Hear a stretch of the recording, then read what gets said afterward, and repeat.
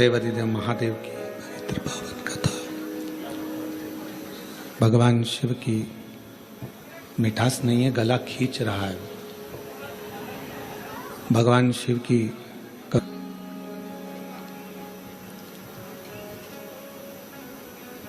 अगर देखा जाए तो इसको ढंग का जीवन नहीं कहेंगे, इसको ढोंग का जीवन कहेंगे।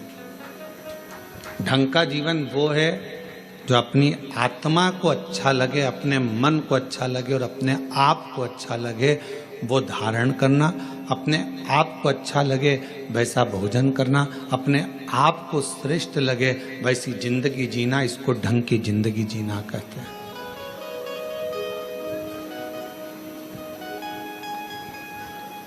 सावन चालू हो गया, कई लोग ऐसे होंगे कि हम सावन के महीने में हमने ऐसा नियम लिया, हमने सावन के महीने में वैसा नियम लिया।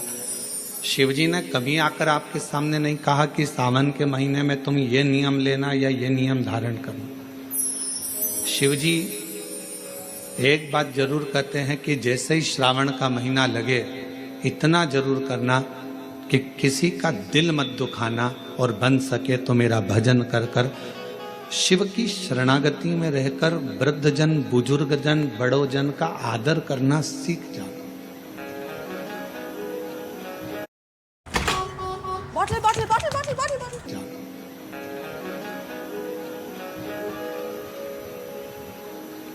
कुछ श्रेष्ठ कर्म हम अपनी जिंदगी में अगर करेंगे, कुछ श्रेष्ठ कार्य अगर हम अपनी जिंदगी में करेंगे तो वो हमारे लिए इस जन्म के लिए भी, अगले जन्म के लिए भी, सर्व जन्म के लिए कार्य है।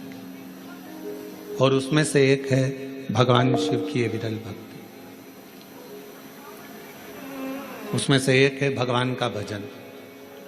और मैंने तेरे ही भरोसे बाबा, तेरे ही भरोसे हवा बिच उड़ती जावांगी बाबा, डोर हत्थों छड़ी नाम कटी जावांगी। भोले मैं तेरी पतंग, शंभू मैं तेरी पतंग, हवा बिच उड़ती। जैसे हम अपने जीवन को कुछ अच्छी तरह से जीने का प्रयास करें। मंदिर जाओ, शिवालय जाओ, शंकर जी की अविरल भक्ति को धारण करो, भजन करो, पर बिना दिखावे के। हमारी पूजन को कौन देख रहा है इससे मतलब नहीं होना चाहिए। हमारे भजन को कौन सुन रहा है। एक बार मीराबाई भगवान गिरधर गोपाल की अविरल भक्ति करने वाली मां मीराबाई भजन गा रही थी और वहीं से तानसेन निकल कर जा रहे थे। तानसेन ने मीराबाई का भजन सुना, तानसेन ने मीराबाई का भजन सुना और मीराबाई का भजन सुनकर तानसेन ने दीवार पर लिख दिया, कृपया राग में गाएं।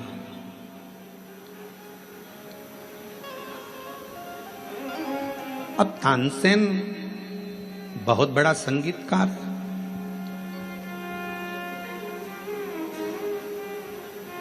जो राजा के महल में निरंतर गाया करता है और दुनिया उसको सुनती है। तानसेन ने दीवार पर लिख दिया, कृपया राग में गाएं। मीराबाई थोड़ी देर बाद वहां से जाने लगी और उसने पढ़ा कि ये लिखा किसने है। तो कहा जो अकबर के दरबार में गाता है वो तानसेन, जिसको दुनिया मानती है, जिसकी गायकी को दुनिया जानती है, जिसकी गायकी को दुनिया जानती है, वो तानसेन ने लिखा है मीराबाई तुम्हारे लिए कि कृपया राग में गाएं। मीराबाई ने कलम उठाई, जहां राग लिखा था उसके आगे अनु लिख दिया। अब कौन सा शब्द हो गया? अनुराग। मीराबाई चली गई। और मीराबाई जैसे ही गई, थोड़ी देर बाद तानसेन निकल कर जा रहे थे तो तानसेन ने फिर देखा कि मैंने लिखा था कृपया राग में गाएं, और अब इसमें अनु किसने जोड़ दिया? तो कहा मीराबाई यहाँ से आवाज बिल्कुल ठीक नहीं है, आवाज गूंज रही है, साथ में बिल्कुल आवाज खींच रही है। यहां लिखा किसने? तो कहा तानसेन निकल कर जा रहे थे और उन्होंने लिखा है कृपया। यहां तानसेन निकल कर जा रहे थे, उन्होंने लिख दिया कृपया राग में गाएं। मीराबाई ने उसमें अनु लगा दिया और तानसेन वापिस निकल कर जाने लगे। तो तानसेन ने देखा यहां किसी ने लिखा है कि अनु राग में गाएं, अनुराग में गाएं। तानसेन ने मीराबाई के चरणों को पकड़ लिया। मीरा तो बिल्कुल सत्य कहती है कि भगवान को रिझाना है तो अनुराग में गाना होगा, और दुनिया को रिझाना है तो राग में गाना होगा। दुनिया राग से रीझती है और भगवान अनुराग से रीझता है। परमात्मा को रिझाने के लिए किसी राग की जरूरत नहीं पड़ती है। परमात्मा को रिझाने के लिए किसी वस्तु की जरूरत नहीं पड़ती, किसी दिखावे की जरूरत नहीं पड़ती। उसको तो राग नहीं अनुराग चाहिए। आपकी अविरल भक्ति चाहिए, आपका विश्वास, आपकी दृढ़ता, आपकी लगनता, आपकी एकाग्रता भगवान को चाहिए।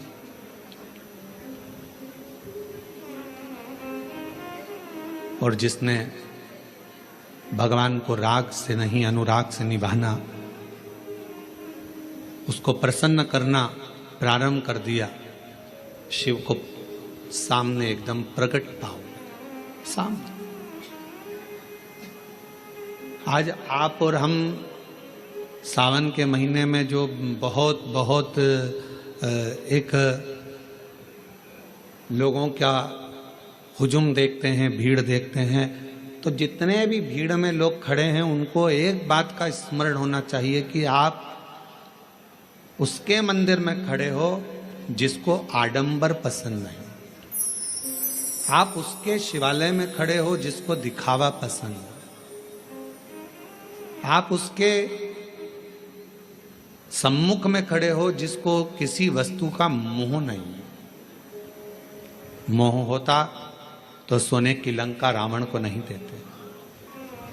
मोह होता तो माता लक्ष्मी की मां ख्याति देवी भगवान शंकर के साथ लक्ष्मी जी का विवाह करना चाहती, पर भगवान शिव ने मना कर दिया कि मैं लक्ष्मी से विवाह नहीं करूंगा। कि मोह होता तो लक्ष्मी से विवाह होता। सोने का महल होता, मोह होता तो कुबेर को जो धन दिया वो सारा धन शिव का होता। पर भगवान शंकर मोह को त्यागे हैं, काम को जलाकर भस्म करने वाले हैं, आसक्तियों से दूर है। तृष्णा वासना ये सब मेरे शिव से बहुत दूर है, ये उनके पास है ही नहीं। और शायद इसीलिए शंकर की भक्ति करने वाले को सबसे पहले शंकर भगवान खूब परखते हैं। एक एक रिश्तेदार को परखा देगा मेरा शंकर भगवान, एक एक व्यक्ति को परखा देगा शिव।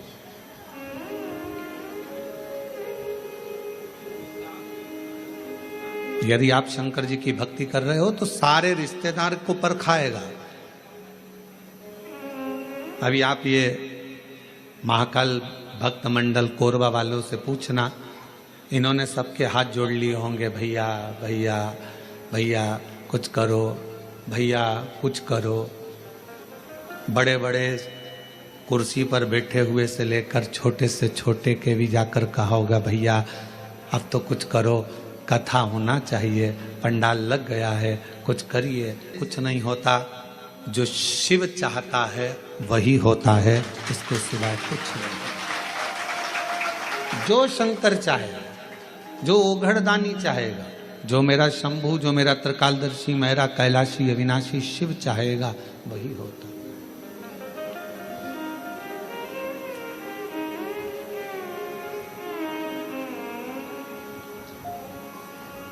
लाख कोई बुरा चाहे तो क्या होता है, वही होता है जो मेरा महादेव महाकाल चाहता है। वो चाहे, एक एक को परखाता है मेरा शंकर भगवान, एक एक को पूरी की परीक्षा लेगा सबकी।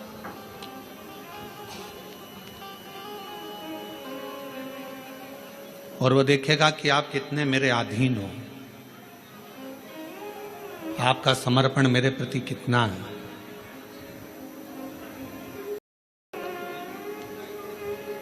और कितनी सुंदर बात कही हमने पहले भी कथा में कही, आज फिर कोरबा की इस ऑनलाइन महापुराण कथा से सावन के महीने की सोमवारी पर फिर कहते हैं,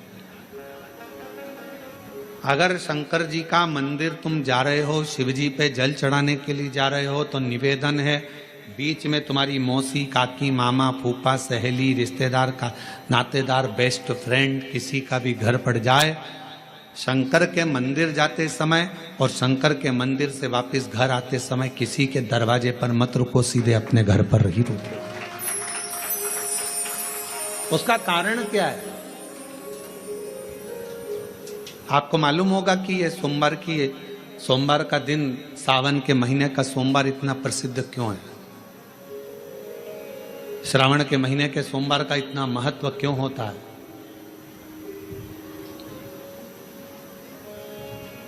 उसका एक कारण,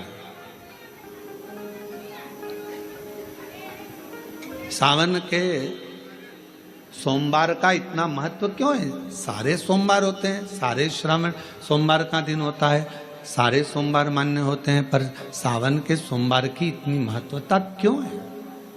किस लिए? और शायद हमको लगता है कि जितने भी आस्था चैनल पर कथा सुन रहे हैं, जितने फेसबुक यूट्यूब पर कथा सुन रहे हैं, जितने आपने अपने मोबाइल पर सोशल मीडिया में कथा सुन रहे हैं, हमारे को लगता है कि उनको भी नहीं मालूम होगा कि सावन के सोमवार की इतनी महत्वता क्यों है, किस लिए। सावन के सोमवार की महत्वता इसलिए है कि भगवान देवाधिदेव महादेव का विवाह ख्याति देवी लक्ष्मी जी से करना चाहती थी, पर माता लक्ष्मी ने, भगवान शिव ने माता लक्ष्मी का चेहरा देखा, पढ़ लिया कि ये तो भगवान नारायण के स्नेह है, और भगवान नारायण लक्ष्मी जी से विवाह करना चाहते। और दोनों के विवाह की बात भगवान देवाधिदेव महादेव ने माता ख्याति देवी से कह दी कि इनका विवाह करो। अब माता लक्ष्मी जी ने बड़ा निवेदन करा, आपने हमारा विवाह भगवान नारायण के साथ में कर दिया, हमारे मन की बात को रख लिया, बड़ी कृपा करी भोले बाबा, मेरा मन है मैं आपके चरणों की सेवा करूं, मुझे कोई सेवा आपकी बताओ। शिव मंदिर में कभी भी जाकर पंडित जी से मत पूछना कि यहां की कोई सेवा मुझे बताओ। भगवान के अन्य मंदिर होंगे तो वहां जाकर पूछना, देवी जी के मंदिर में यहाँ सेवा बताओ, राम जी के मंदिर में पूछना यहाँ सेवा बताओ, भगवान कृष्ण के मंदिर में पूछना हमारे लिए कोई सेवा बताओ, भगवान दत्त के मंदिर में पूछना हमारे लिए सेवा बताओ। सारे मंदिरों में जाकर कहना कि हमारे लिए सेवा बताओ, पर शिव जी के मंदिर में जाकर मत कहो कि हमारे लिए सेवा बताओ। वहां तो झाड़ू उठाओ, सेवा में लग जाओ, वहां तो निर्माल्य पड़ा है उसको उठाओ, विसर्जन में ले जाओ, वहां पोछा उठाओ, पोछा लगाना प्रारंभ कर दो, शिव जी का श्रृंगार करना प्रारंभ कर दो, शिव जी का सुंदर स्नान कराना प्रारंभ कर दो। शिव मंदिर में सेवा पूछी नहीं जाती, सेवा करी जाती है। कोई स्त्री, कोई पुरुष, कोई घर का बेटा, बहू, बेटी, कोई आदिक वृद्ध जन भी अगर मंदिर में शंकर जी के जल चढ़ाकर लोटा लेकर आ रहा है तो वो लोटा, वो पात्र कभी खाली नहीं माना जाता, उसमें महालक्ष्मी का वासा माना जाता है, उसमें लक्ष्मी का प्रवेश माना जाता है, वो महालक्ष्मी से परिपूर्ण है। क्यों? तो आप लोगों को बार बार कहते हैं कि वहां से आओ तो थोड़ा सा पानी लेकर आना, अपने घर में छिटना, क्योंकि इसमें महालक्ष्मी विराजमान हो जाती है। महालक्ष्मी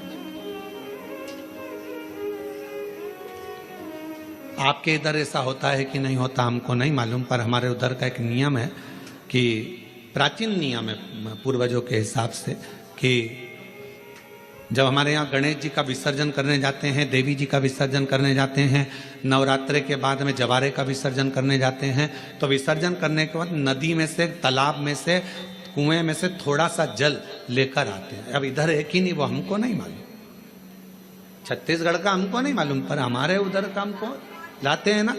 तो वो जल लेकर आते हैं अपने घर पे, अपने द्वार पर, अपने दरवाजे पर, अपने बगीचे में सब दूर जल को थोड़ा थोड़ा छीट देते हैं। क्यों, किस लिए, काय के लिए? तो हमारे शास्त्र वर्णन करते हैं कि जब हम किसी देवता को विसर्जन कर कर आते हैं तो उनके कृपा का जल, उनकी करुणा का जल, उनकी वात्सल्यता का जल, उनके स्नेह का जल हम भर कर लाते हैं और अपने द्वार पर, अपने घर पर छींटते हैं। उनकी करुणा का जल। ये एक पत्र है, देखो, तो आप भी दूसरे तक पहुंचाने का प्रयास। कम से कम सावन के महीने में लोग उस शिव महापुराण के अंश को पढ़ेंगे तो सही साथ स्मरण। शिव तत्व कह रहा है, भगवान शंकर का चरित्र कह रहा है कि नारायण के बिना भगवान शिव खाली हैं और शिव नारायण के बिना और नारायण शिव के बिना खाली, दोनों। बस इतना याद रखो, घर के अंदर जो शिवलिंग रहता है वो ज्यादा बड़ा नहीं होना चाहिए। अपनी हथेली पर अपने हाथ को रखो, अंगूठे को ऊंचा करो। इससे बड़ा शिवलिंग घर के अंदर, इससे बड़ा शिवलिंग नहीं होना चाहिए। इससे छोटा होगा चलेगा, इसके बराबर का होगा चलेगा, इससे कम होगा चलेगा, छोटे से छोटा होगा चलेगा, पर इससे बड़ा शिवलिंग घर के अंदर नहीं। फिर घर का आंगन हो, घर के बाहर हो, तुलसी का क्यारा हो या अन्य जगह पर कहीं तुम वृक्ष के नीचे, क्यारी के नीचे उसको रख सकते हो, उसकी पूजन कर सकते हो, उसमें क्या दिक्कत?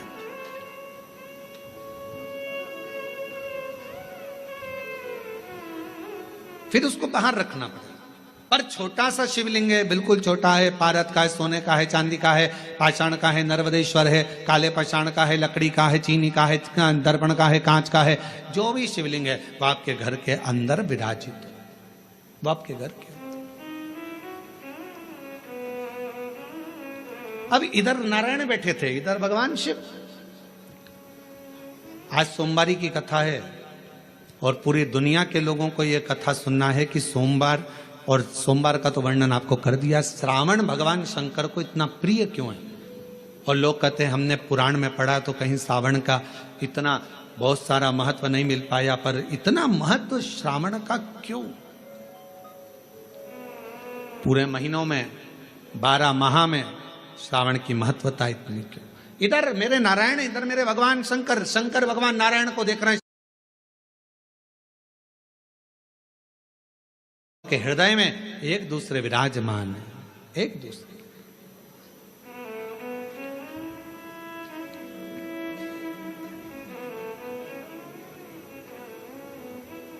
समय आया,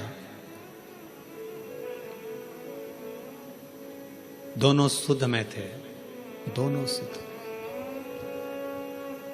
जब निगाहें मिलती है, पास में कौन देख रहा है, क्या कर रहा है, सूझ नहीं पड़ता।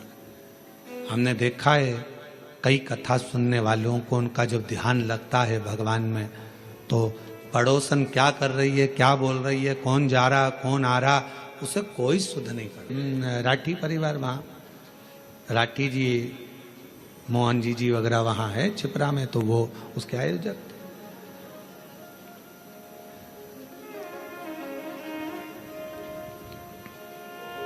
बेलपत्र देने का समय आया, एक जीजी आई, खड़ी हुई, और जो खड़ी हुई तो उसकी जो साड़ी में फाल लगी थी, ऐसी एक पट्टा लगा रहता है साड़ी के अंदर, वो फाल बाहर थी और साड़ी पूरी उल्टी थी।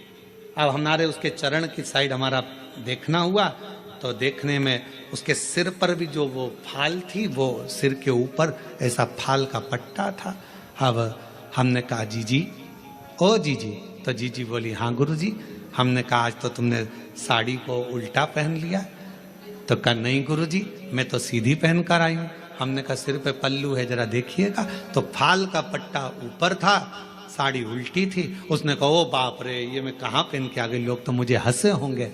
तो मैंने पूछा जीजी एक बात बताओ कि तुम ये साड़ी उल्टी पहन क्यों आई? तो कहा गुरुजी कथा के चक्कर में आगे बैठना था, इस चक्कर में इनका जल्दी पहनूं जल्दी पहनूं जल्दी पहनूं, और जल्दी के चक्कर में वो साड़ी उल्टी हो गई। हमने कहा जीजी आप चिंता मत करो, आज आप साड़ी का पल्लू उल्टा करी हो ना, मेरे देव अधिदेव महादेव जब तुम पर तकलीफ आएगी तुम उसके लिए उल्टा सीधा कैसा भी भजन करने के लिए अपनी सुध भुलाकर उस महादेव के लिए आई हो ना, एक ना एक दिन मेरा महादेव भी आपके लिए खड़ा मिलेगा।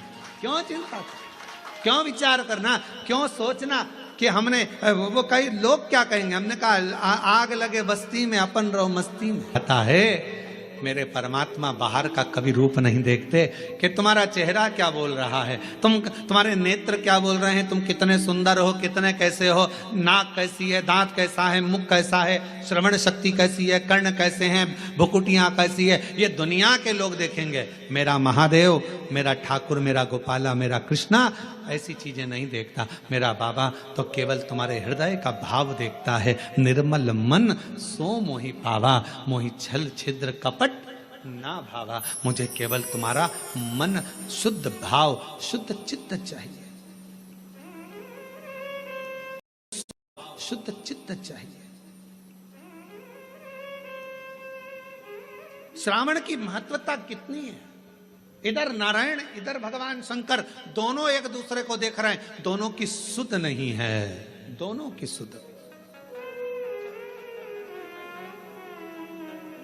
छोड़ दिया मैंने खाना पीना तेरी याद में, छोड़ दिया मैंने खाना पीना तेरी याद में, मेरे दिल में उठे है पीड़ सखीरी वृंदावन जाऊंगी, काशी जाऊंगी सखी वृंदावन जाऊंगी। ये मन की पीड़ है। कोई कहे मुझे ब्रज जाना है, कोई कहे मुझे काशी जाना है, कोई कहे मुझे यहाँ जाना है, कोई कहे मुझे वहां जाना। ये भीतर की पीड़ा है, भीतर की पीड़ा, भीतर की। और नैन मिले त्रिपुरारी से मैं उनकी हो गई, नैन मिले त्रिपुरारी से मैं उनकी हो गई, मेरे नैनन बरसे नीर सखी में काशी जाऊंगी। मेरे में भी आज भी कई माताएं ऐसी हैं, मंदिर जाती है, सवेरे से नहाई धोई, जल्दी से लोटा भरा, पास में मंदिर था, पहुंच गई। अब उसे ये भी नहीं मालूम कि मैं चप्पल पहनी कि नहीं पहनी, उसे ये भी नहीं मालूम मैं दरवाजा बंद करा ना करा।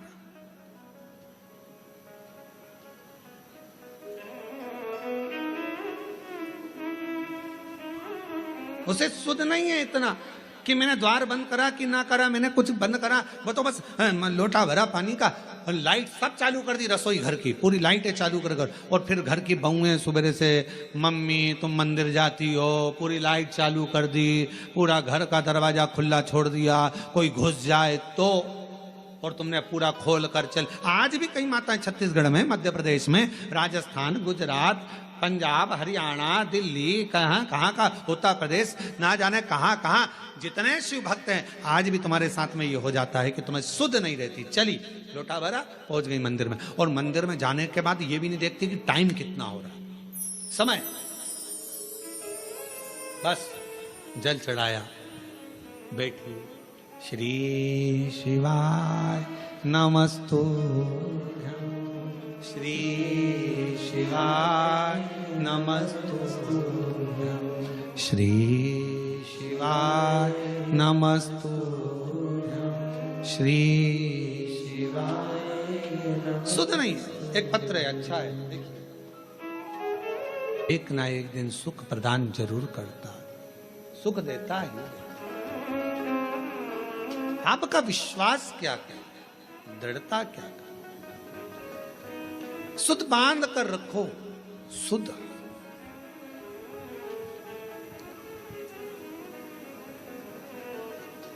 इधर भगवान विष्णु है, इधर भगवान शिव है, दोनों का ध्यान एक दूसरे के प्रति है, एक दूसरे।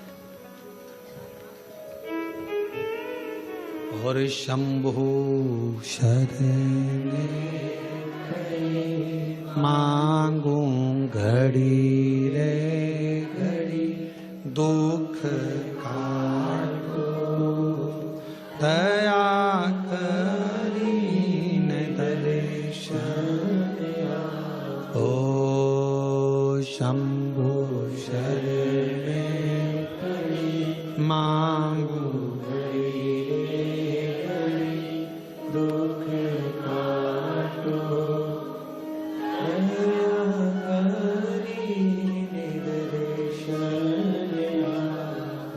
आपको केवल शिव की भक्ति पर ध्यान देना है, शंकर पर जैसे भगवान नारायण भगवान शिव पर, भगवान शिव भगवान नारायण पर ध्यान देना। एक बार भगवान के पास में 3 लोग गए, एक उद्योगपति, एक व्यापारी और एक चोर। तीनों भगवान के पास में गए, भगवान से कहा प्रभु हम तुम्हारी तपस्या कर रहे हैं, हमें वर दीजिए। भगवान प्रसन्न हो गए। शंकर जी ने पूछा मांग तुझे क्या चाहिए। सबसे पहले उद्योगपति तू आ। उद्योगपति से पूछा तुझे क्या चाहिए, बोल। 90 करोड़ रुपए दे दो मुझे प्रभु, 4 गाड़ी, 2 बंगले, 10-20 फैक्ट्रियां दे दो प्रभु। शिव जी ने कहा तथास्तु, 90 करोड़ तुझे दिए। अब व्यापारी से कहा तू मांग। व्यापारी कहने लगा जो इसने मांगा वही मुझे दे दो प्रभु। शंकर भगवान ने कहा दिए 90 करोड़ तेरे को भी दिए। अब तीसरे नंबर पर चोर आया, तू मांग। चोर कहने लगा इन दोनों का एड्रेस दे दो प्रभु, इन दोनों।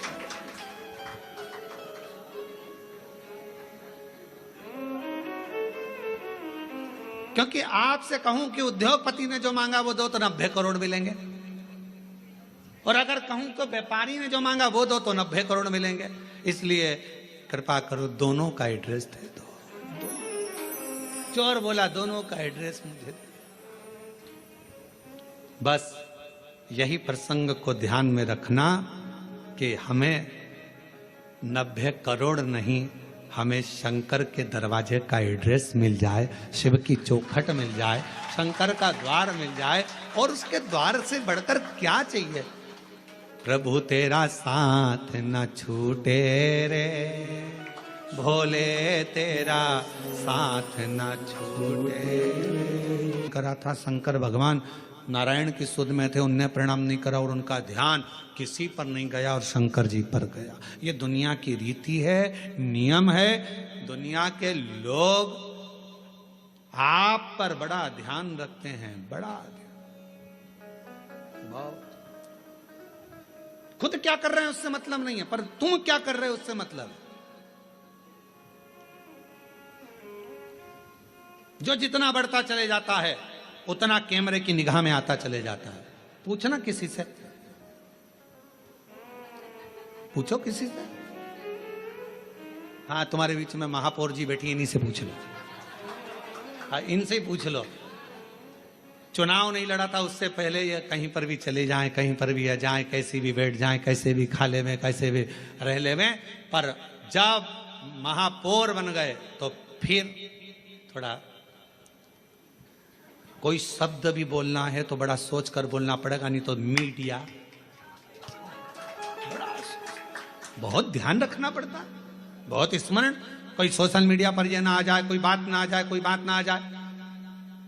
अब हम तो इतनी छाट छाट कर, बड़ी मुश्किल से सोच सोच कर, विचार कर कर, पूरी पुराणों को पढ़कर कथा लेकर आते हैं और उसको यहाँ बाजते हैं, तो भी लोग बैठे बैठे यही सोचते रहते हैं इसमें गलती कौन सी निकालना है। महादेव हो ना, और महादेव होकर मैं तुम्हारा ससुर, तुमने मुझे प्रणाम नहीं करा। दक्ष प्रजापति अपने सिंहासन पर नहीं बैठे, बीच में खड़े होकर शंकर भगवान की ओर इशारा कर कर कहा, हे शिव, मैंने अपनी बेटी सती का विवाह तेरे साथ में करा है, तुम्हारे साथ मैंने अपनी बेटी को बिहाया है, और शंकर तुमने अपने ससुर का सम्मान नहीं करा है। मैं तुम्हें श्राप देता हूं, तुम शमशान में निवास करोगे। शंकर भगवान विष्णु को देख रहे थे, उनको तो ये भी नहीं मालूम कि इन्होंने श्राप दे दिया, क्योंकि दिल जब भगवान में लगा हो तो कौन क्या दे रहा है किसी को नहीं मालूम। कभी कभी कथा में मन लगा रहता है तो पानी की बोतल देने वाला आता है ना, तो वो बोतल लेकर देता रहता है, लो लो, तो उस पर ध्यान ही नहीं जाता कि पानी की बोतल लूं कि यहाँ जो मिल रहा है वो लूं।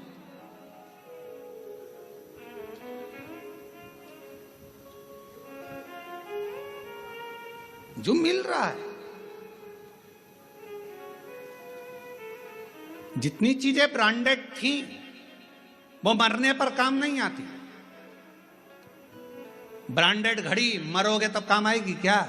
अरे बोल दो तो नहीं। कभी कभी ये भी अपने अंदर एक प्रतिज्ञा करो, सावन का सोमवार है, 5 सोमवार मैं गंगा का जल पीऊंगी, करो प्रतिज्ञा। नहीं प्रतिज्ञा, 5 सोमवार में एक दिन साबूदाने की खिचड़ी खा लूंगी, एक दिन चिप्स खा लूंगी, एक दिन सिंगाड़ा के आटे का हलवा और खीर। अभी आज का तो सोमवार निकलने दो महाराज, अगले सोमवार की फिर तैयारी हो जाएगी। अब अगले सोमवार क्या क्या खाऊंगी। रात को पति से पूछा, अब मैं अगले सोमवार क्या खाऊं? पति भी हाथ जोड़कर बोला, मेरे प्राण मत खा, बाकी के तुझे जो खाना है खा, शांति रख, मेरे प्राण मत खा, शांति। भगवान विष्णु और भगवान शिव एक दूसरे को देख और अपनी किस्मत का ताला,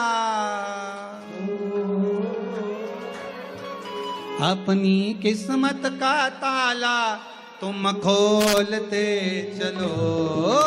श्री शिवा नमस्तुभ्यं तुम बोलते चलो। श्री शिवाय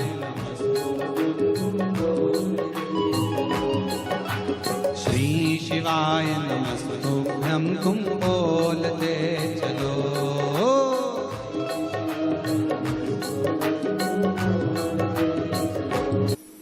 दोनों में शुद्धता।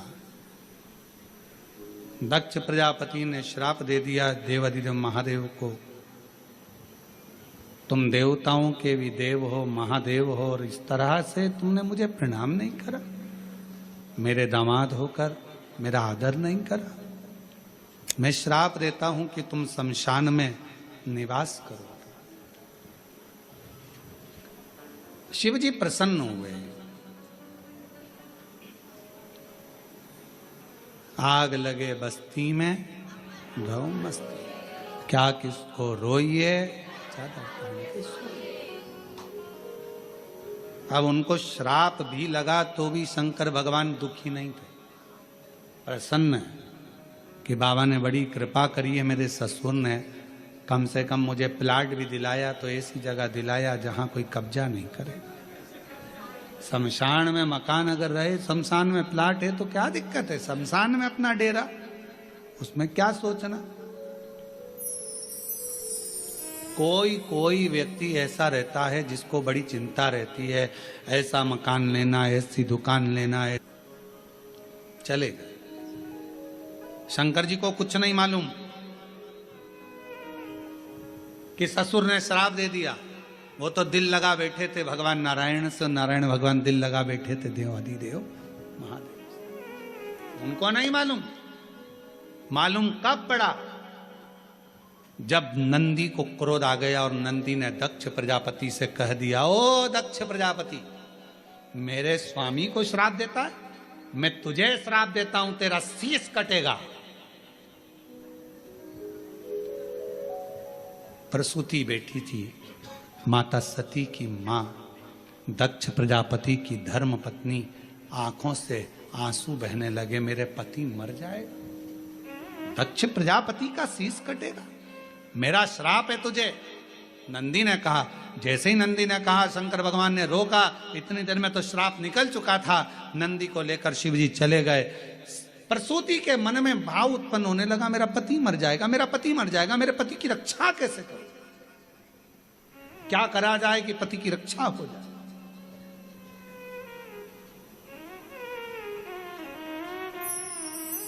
प्रसूति ने अपनी बेटियों को बुलाया, सारी बेटियां एकत्रित हो गई। उसमें कामदेव की धर्मपत्नी रति भी थी।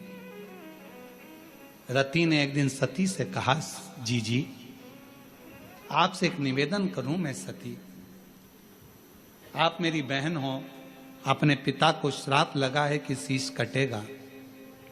तो सती ने कहा कि पिता ने गलती भी तो करी, उन्होंने मेरे पति को श्राप दिया शमशान में रहने का, सभा लगी थी उस सभा में अपमान कर दिया, प्रणाम नहीं करा, तो प्रणाम तो भगवान विष्णु ने भी दक्ष प्रजापति को नहीं करा था, तो नारायण को क्या श्राप दिया। पर सारा श्राप शिवजी पर ही क्यों आया। जो बढ़ता है, जो देवों में देव महादेव होता है, सुनना उसी को पड़ता है, सहना उसी को पड़ता है, जो आगे बढ़ता है उसी को सर्वस्वता दुख सहना पड़ता, सर्वस्वता। ताम झाम लगाई, माता सती को लगा हमेशा मेरी बहन आती थी, उनका सत्कार होता था, उनके पतियों का सम्मान होता था, पर पहली बार मेरे पति का सम्मान इतना हो रहा, मेरे पति का समझ नहीं आया, इतना आदर, इतना सम्मान। ओ हो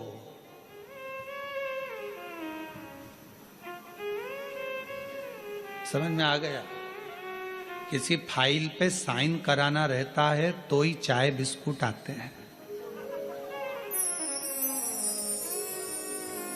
भैया भैया प्लीज ये काम कर दो ना, आप कल भोजन पर आना। प्रसूति के मन में भाव जागृत हो गया।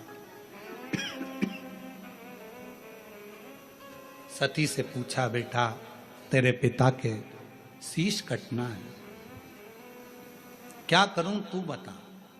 कहा, जिस रात्रि पर स्वयं शिव अपने भक्तों की दुखों को हरते हैं, मां सेवा करते करते श्रावण की शिवरात्रि भी आ गई, खूब सेवा करे। शिवजी बड़े प्रसन्न हुए कि आज मेरी प्रागट्यता का दिवस है और इतना सम्मान किया गया।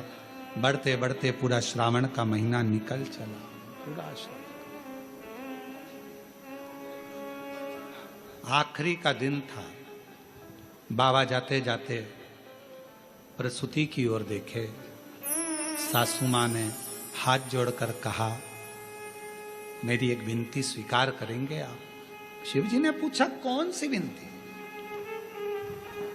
भोलेनाथ, मेरे पति को श्राप लगा है, शीश कटेगा उनका, पति को श्राप है, शीश कटेगा उनका। शिवजी ने कहा, श्राप दिया है नंदी ने, और मेरे भक्त नंदी का बात को मैं टाल नहीं सकता, वचन तो उसका पूरा होगा, शीश कटेगा ही ये निश्चित है, क्योंकि नंदी का वचन है और नंदी के वचन को मैं टाल नहीं सकता। मैं नंदी के वचन को टालूंगा नहीं, शीश तो कटेगा ये निश्चित है। बाबा कुछ तो करुणा करो।